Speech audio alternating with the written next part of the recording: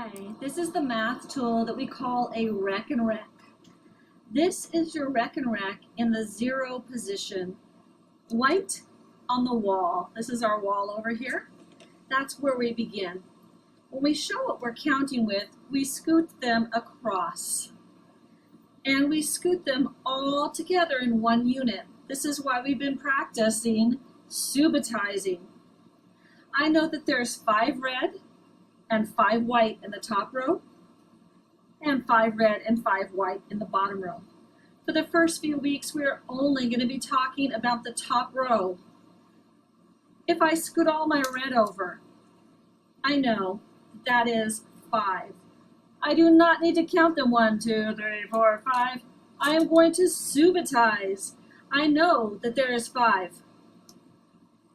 If I'm scooting over 5, I can do it all at once because I know how to subitize.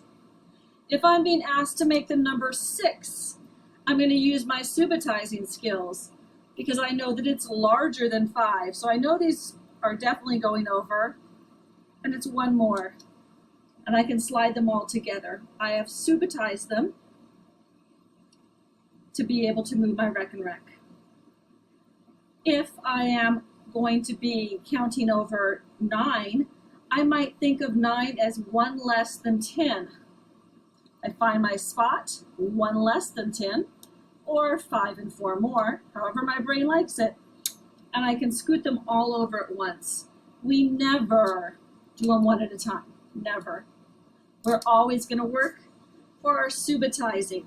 That's why we've been practicing it, because a 5 is always a 5. If you hold up all the fingers on your hand, it's always a 5. We don't need to count them every time. We're going to subitize. We're going to use our Rekenreck to help us.